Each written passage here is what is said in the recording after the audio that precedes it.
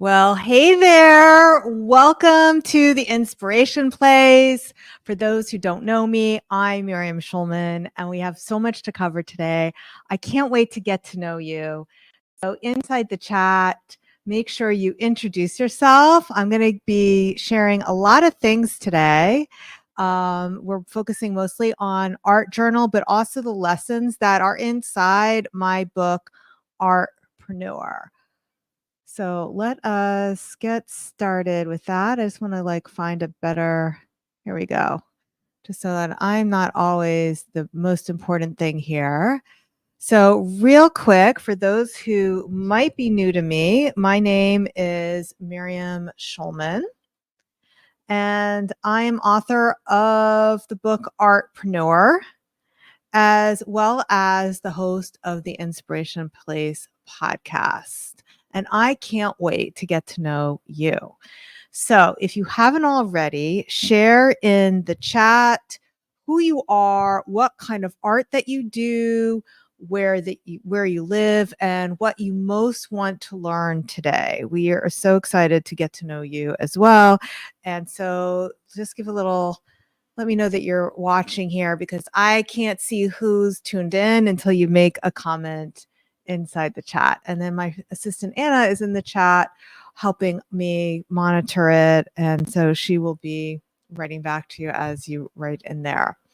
So remember, if you like what I share with you today, there's more of that on my podcast, The Inspiration Place, which is always free and available on every single platform.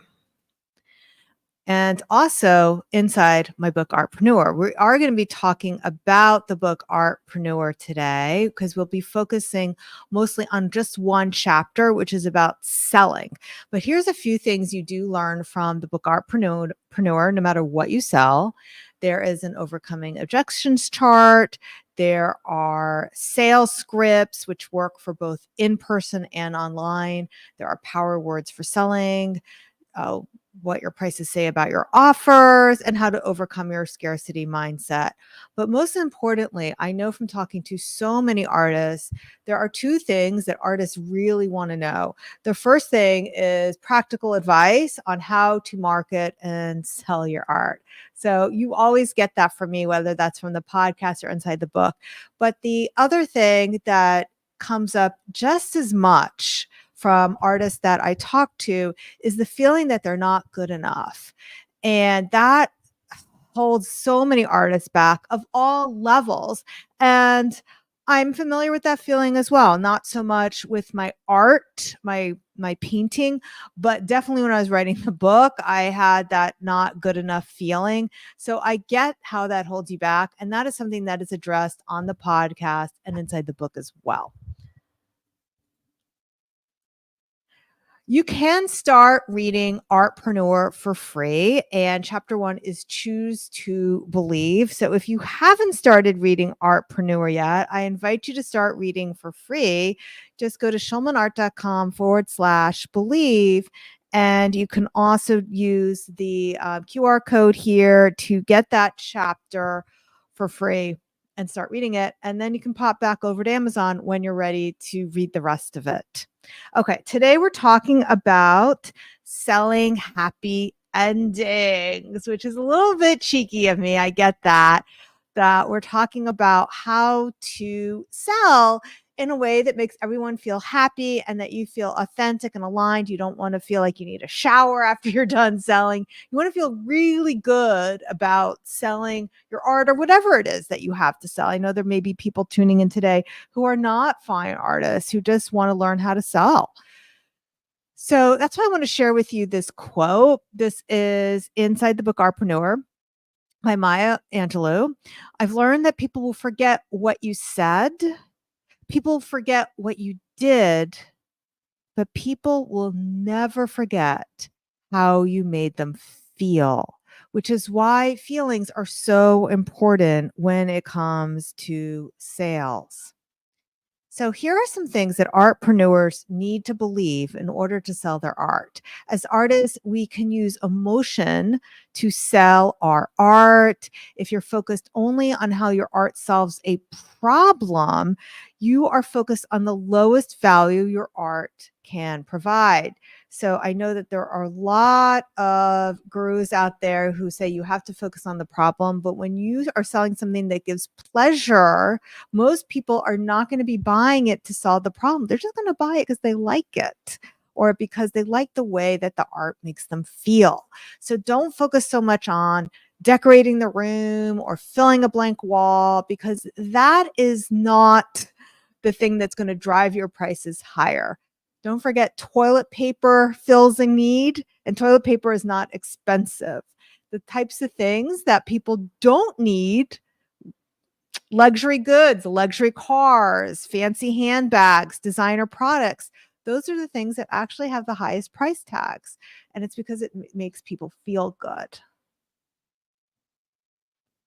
Paying higher prices also helps satisfy buyers' need for esteem. So that's why people who can't afford it are willing to shell out big bucks for a designer bag, like a Birkin bag, because it makes them feel good to actually spend the money and show off a little bit. So being the cheapest thing is not always what makes people feel better. Okay, so I'm about to go into an art journal demo, and some people may be here for that. Let me know in the chat why you showed up today. Did you show up because you wanted advice on selling your art, or did you show up today because you're more interested in learning about art journaling or seeing my spreads? Let me know down and below. I'm going to go over a couple of things. And as we're doing the demonstration, I will also revisit some of these things. So first of all these art journals that I'm doing in this series, and this is part of a series, and you can get the whole series from schulmanart.com/live streams, or just going to my store.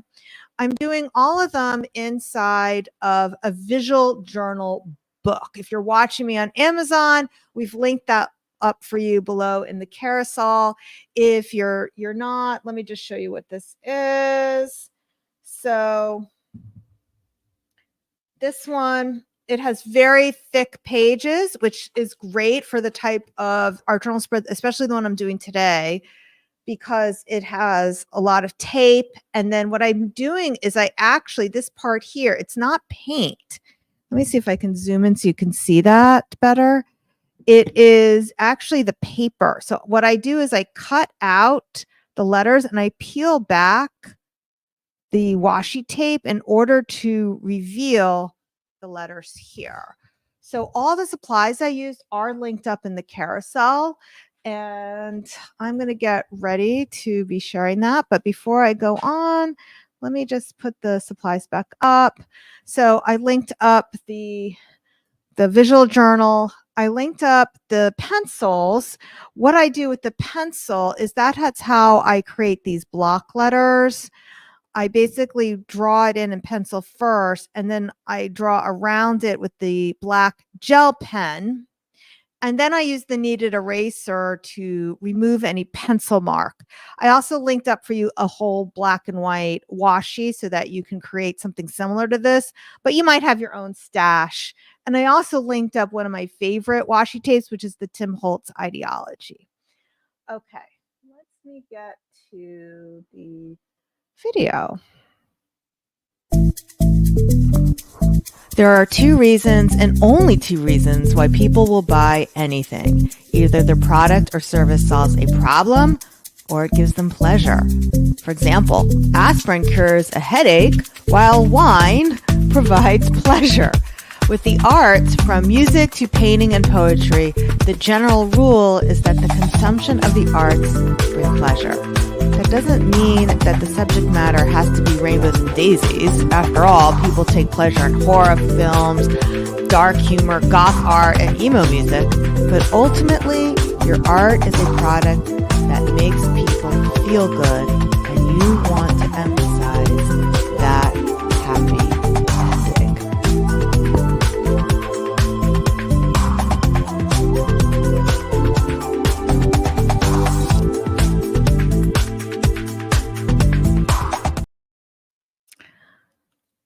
Okay. All right. I think the music was a little bit louder than I thought it was, so it might have been hard for some people to hear me over the music. So if you have questions about how I did that spread or anything that I said, you can type in the chat, but I'm going to give you a quick synopsis of some of the things that I talk about with the cell happy endings.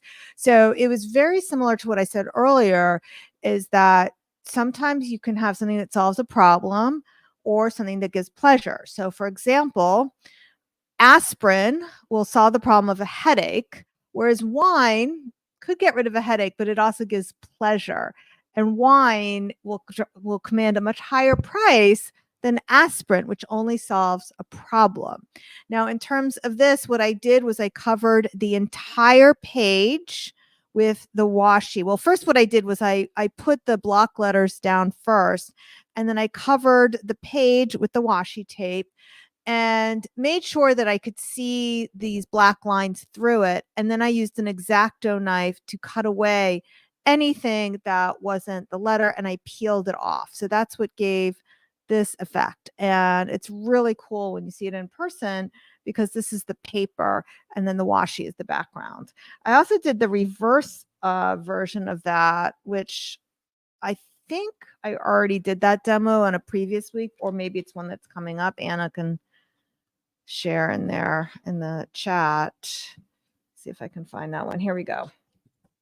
This is another one I did that was really cool. And this time what I did was, instead of removing the part of the letters that the washi from the letters, I removed all the background. So this was a different way of doing it. You can see that was all done with washi tape. Okay, I'm going to just peek now and see if we have any questions about anything that I did. And if not, we're going to continue to move on.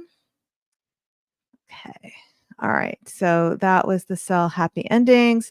Now, if you get the book Artpreneur, we actually have a in-depth art journal spread. So this was just like a 1-minute teaser, but inside of the bonuses for getting Artpreneur, we have like at least a 10 to 20 minute demonstration for every single one of the art journal spreads. So, and there's 12 of them.